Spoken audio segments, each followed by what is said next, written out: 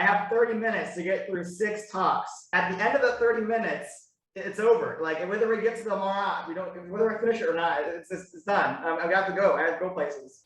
And basically, at the end of each talk, y'all will shout, like unmute yourself and shout as loud as you can which choice you want, because the louder you are, you get highlighted and I can hear you.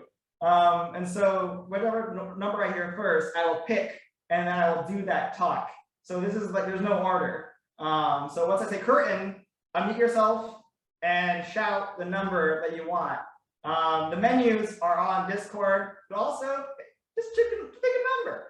All right, starting now. Curtain. 6. 3. Oh, 3. 2. Q&A dance party. This is supposed to be the last one. Whatever. Who cares? I don't know. Yeah, we can hear it. Tell us questions. Tell me some questions. What do you want to know?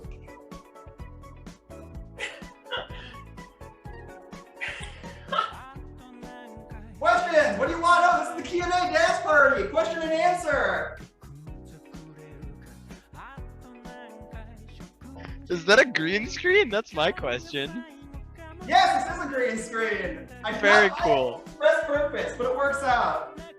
Very cool. What are you up to these days? That's my question. There you go. Well, I'm a working stiff. I have a job now at a VFX studio. And on my side time, I have a side project called Ringward. Other than that, just going to the movies on weekends, go for walks. Don't like it's boring. Don't have much free time. My schedule is not flexible like it was in college. It's hard to meet friends. It takes a lot of effort. All right, next question. What kind of work do you do at the VFX studio? We'll be getting into that, but it's called virtual production, and I do everything from render wrangling to, well, shit, I don't know, I do a lot. Cool, all right. Another question.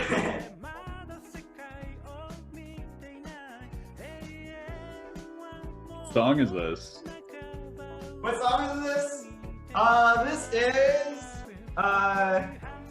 Cringy Yukanga Nai. I don't know, I don't speak Japanese, but yeah.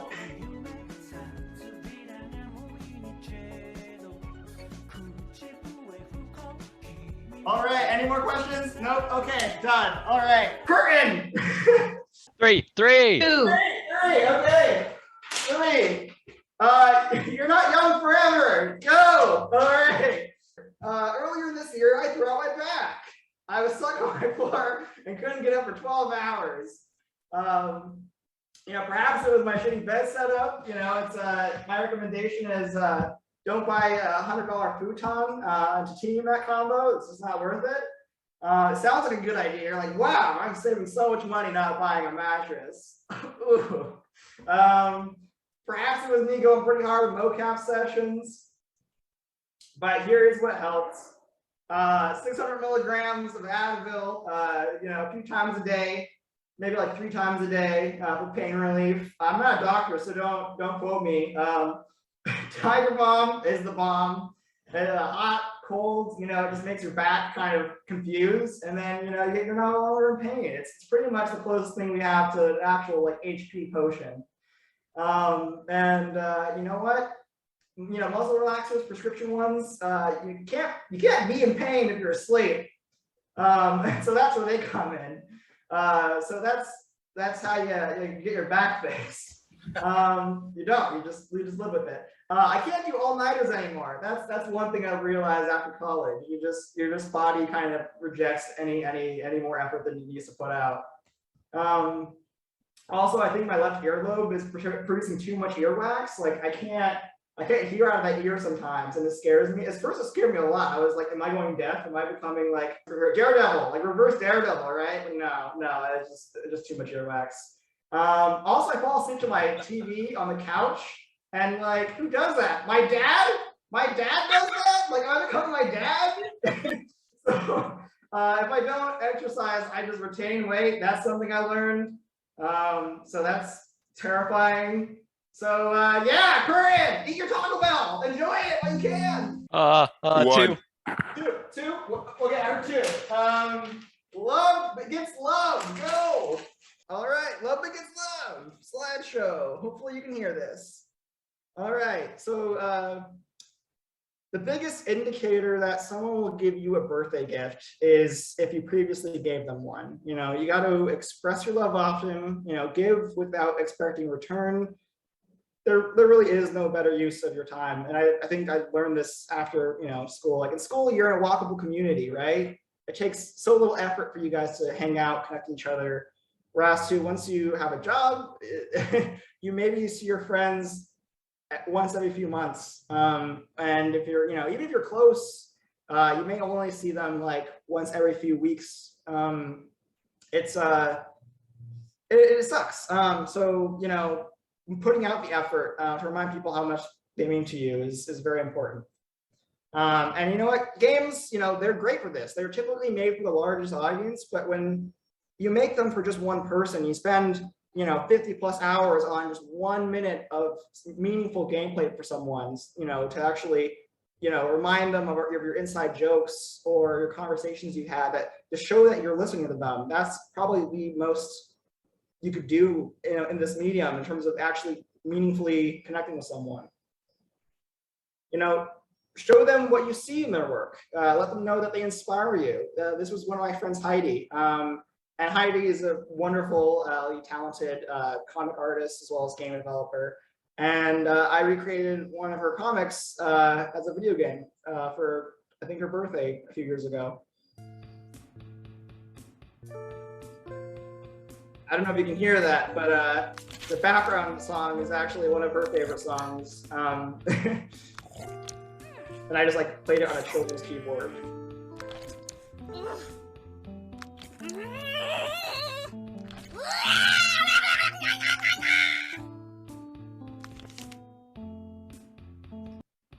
Greatest gift of all. Putting my competitors out of business. So basically, I just recreated it and put nice a work you twist did in on the it. flower But shop and bakery. I do this with a lot of other things. I made little AR filters based off of some of the comics. And also based off of ideas people have talked about, but they didn't get a chance to make themselves, to make it for them. It's just a way to sort of have fun. And you can also build technical skills, right? Like this, I learned how to pose estimation in real time without connect or anything. And that was really exciting. Also very buggy, but hey, it's a game for a friend. It's not meant to be some polished prototype. Hey, make a game for someone's pet. If you have a friend who really loves their pet, make a game for their pet. And also, if they really like a movie, let them step into their movie in VR. You can go and quickly sketch up all their little scenes and stuff. If there's any particular, my dad's favorite movie is and I was, even though it's really rudimentary, I recreated it shot for shot in VR for him. And I know that meant a lot to him. And, I was really happy to see him enjoy it. And then, get someone they admire, send a personalized message, on your behalf. This is my ex Star, made a little birthday message. What a day! Butthole, It's me, Mr. Poopy Butthole. And your friend Steven wanted me to wish you a happy birthday. It's a shame you can't. Hey Etsy, happy And birthday! you can also get You're all one of your my friends closest to friends at make little USC, messages and, like, in the game in for general, them. I have no idea how I'd get by without your memes almost and birthday just card words with of everyone's reassurance. messages. I love you so hidden much, in and I hope you Easter have a eggs. wonderful day. Also, this is my And you know what? I think what's even funnier is you can get people they don't know to send a personalized message. Steve, how's it Hey Steve, going? congratulations on the big Hey, 5-0. Just happy wanted to tell you how much I birthday. cherish our friendship. My dad Oh, is so that's happy. Steve! It's your birthday! Happy birthday! Happy birthday. We hope to see you back down This is South all Florida strangers. soon. All your birthday, like a brother. See you next week, like a second That father. was a fun time to get those people to do it. So let people know how much they mean to you. Reach out and connect. Make the effort. Your life will be so much richer because of it. And this is actually a game made for me, which I was not expecting at all. And so I made it a was really game cool as a to gift for you. get a note from them. That was so nice. I'll skip ahead a little bit, but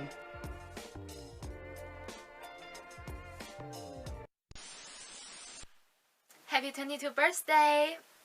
生日快乐! Hope you enjoy this game and enjoy the rest of your day. 铃兰 out. I don't know. It just that meant so much to me. Because I mean, I've made like probably a dozen games for people, but that was the first time anyone's made anything for me. And it wasn't even someone I was expecting at all. But yeah, so Curtin. One. All right. The harder you work, go. The harder you work, the more work you will get.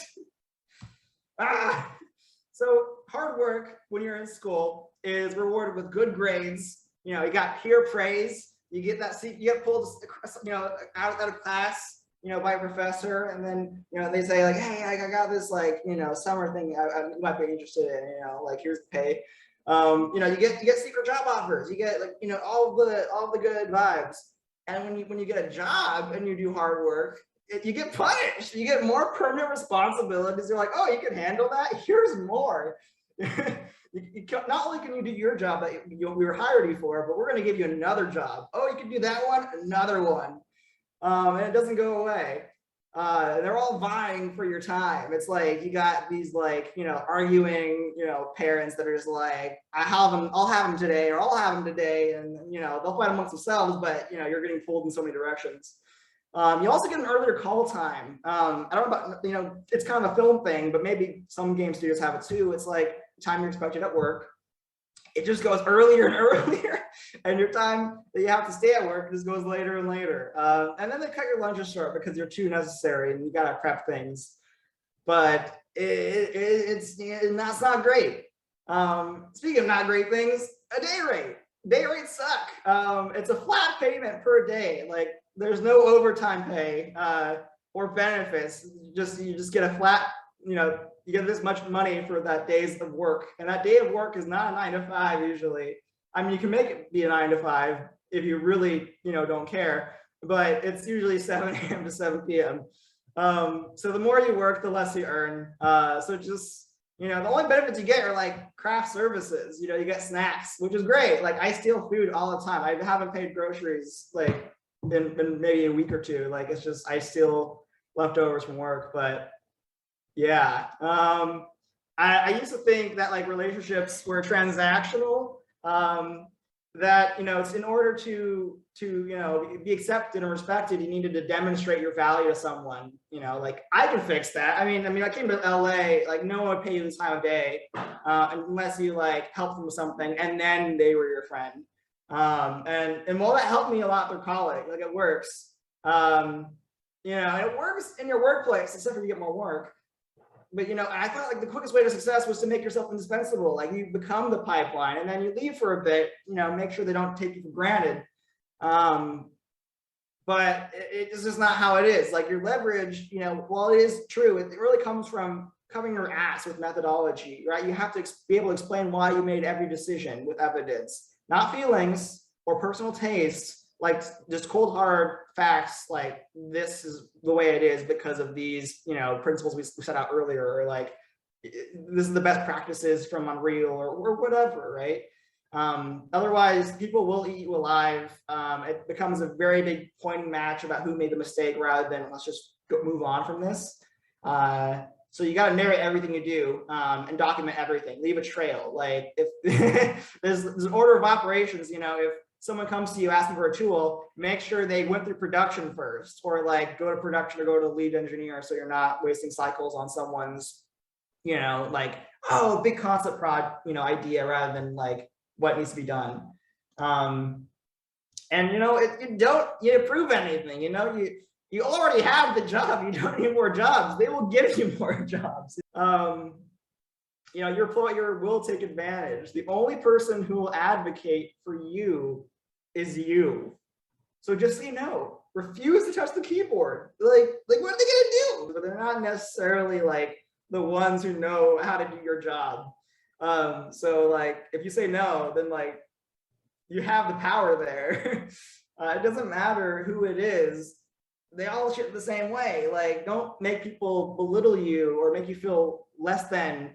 Like, it doesn't even matter who they are. Like, do not look up to people. Do not put people on pedestals because you will be disappointed. And also, people fail upwards. Like, the more incompetent they are, the earlier they get to go home. Like, there's a day rate, and they get paid the same as you probably, if not more. I've actually learned that. You can talk about how much you make because you should. But anyways, just like stand up for yourself, pick your battles, and set your boundaries. Anyhow, curtain. 4. 4. Okay. Where cool street art is in LA.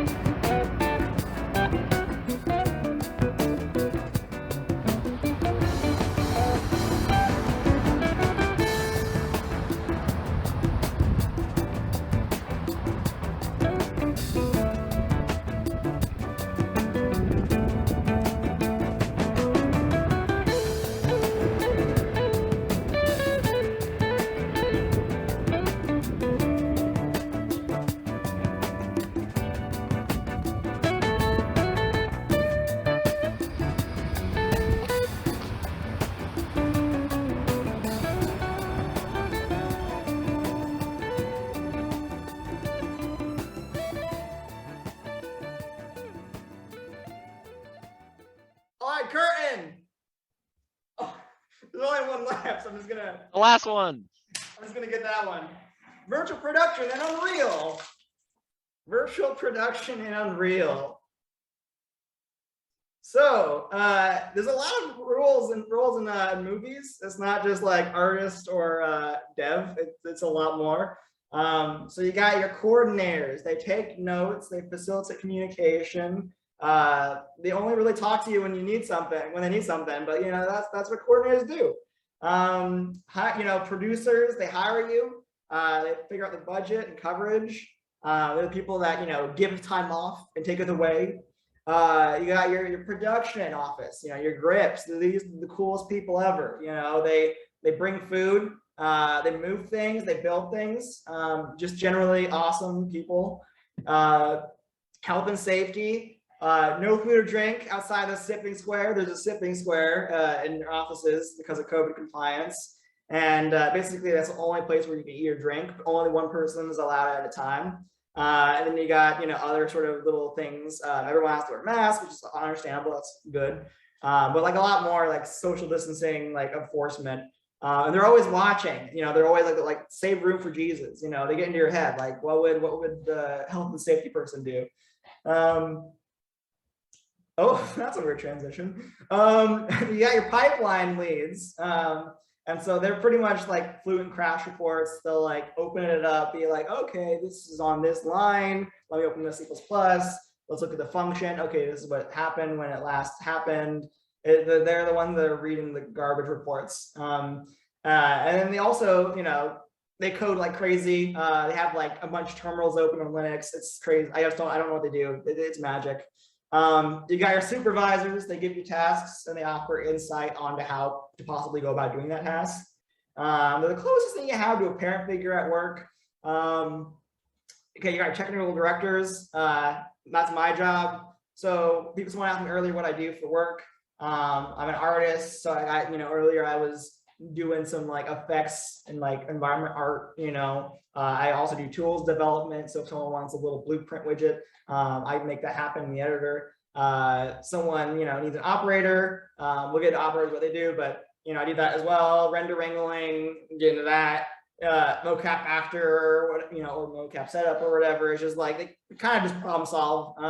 It's job is of 3 people for the price of 1. It's a lot. And then operators are in the hots 24/7. They're basically like the brush to the creative teams. If they want the sun to be this way, they make it that way. If someone wants this animation to, someone to look just this way, they'll like, really quickly go in and sequencer and like create a IK sort of rig and sort of animate that there and then bring it back or whatever. They gotta have like 10 seconds or less to make it happen. You got IT, which is like your systems administration, and they just get really upset about people not being able to learn how to use Perforce. And they just remind people constantly like, hey, don't check this out, or like, when you're checking things out, know what you're checking out.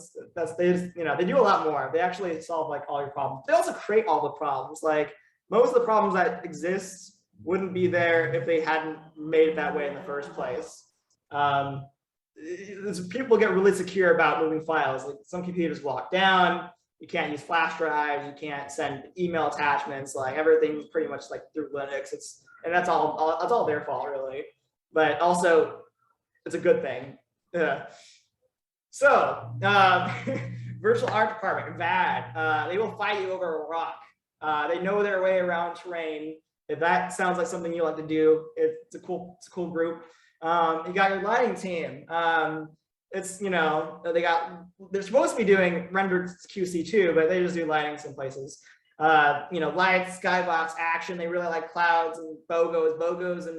BOGOs are like these transparent planes or like meshes that like cast shadows, but they're not visible. So they're just like, I don't know how to describe it, but like they're not visible by the camera, but they cast shadows through like light traces. You got bounce cards with bounce light but aren't visible. So if you want someone's face to be lit, but there's like no light that would possibly be there, use a bounce card. And they really like ray tracing. They get upset when you're not in DX12. Animation, they break everything. They're awful, but they're also like really talented and really necessary. But yeah, like the virtual art department and lighting, they work in their own sub-level. So you got like LSLs and SLs for the lighting sub-levels, and then for the animation department and the lighting department, they do their changes in sequencer. They have their own little like sub-sequences to keep it organized, and then animation breaks it because they don't pay attention. But like, it's great. Teamwork. You got your assistants, and so PAs and stuff. They do coffee. They do notes, random errands. They even get in the engine once in a while. It's really just like Devil Wear Prada with the directors. They just kind of whatever they ask. You got your director, your DP, your production designer. Production designer is like the environment art person and concept art. You got your executive producers and other ones with the money being like, that's going to cost this much to make. You got your supervisors, again, the parents of all the VFX plebeians. And that's your creatives. They're the artists, your technical paintbrush. You don't really question them. You just do whatever they ask.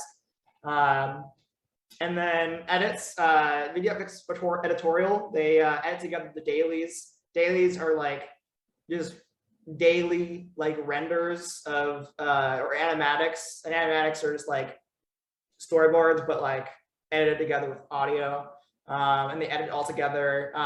Honestly, if they're not like, because I mean, virtual production, there's a lot going on, but then they just sort of like play mini golf sometimes.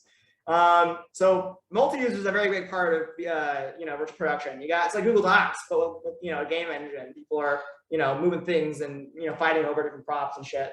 So here's some quick tips about that. Sequencer, if you want people to scroll at the same time and see the same animation at the same time, know what those buttons do. Watch the Unreal talk or whatever.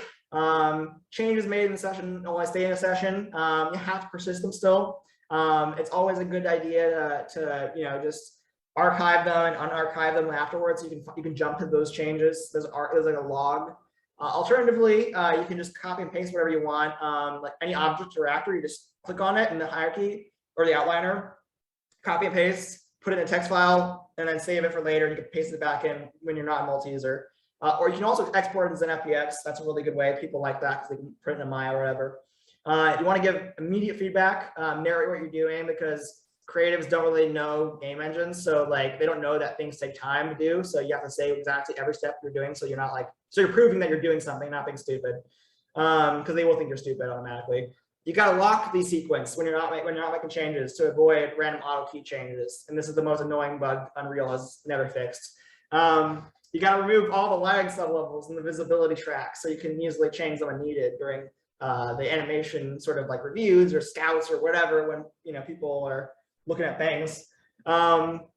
Here's some awesome like commands. Maybe screenshot this right now, like Command Shift S, just like screenshot all of this if you're using Unreal, because they're super helpful. All right, enough about that. You can record quick camera movements by piloting the camera in your viewport, and then with an Xbox controller, just flying around and hitting record. It's pretty awesome. It's the easiest way to get camera movement without actually having like a Vive setup or like a mocap setup for VCam. You're gonna want to preload everything. There's a dry data cache. So the first time you load something will take a long time, but then anytime afterwards, it'll be quick. VCam and VR should always be in DX11 because it doesn't have ray tracing, and ray tracing does not work with VR. Alembic caches are good for visual effects that you want to scrub consistently. Otherwise, it's non-deterministic and it'll be random each time. Switchboard, it's a way to avoid running around and having to do everything for a bunch of computers if you're managing a bunch of computers. Cool. Yeah, so you got your scouts. You got two operators, one that's driver, and then one that's sort of a co-operator. You got capture, you got reviews. Shit. Think about things a lot really fast. All these thoughts go in your head when you're troubleshooting. You have to go through them really quickly. Virtual scouting. There's a cool little tool in Unreal for virtual scouting. Fuck!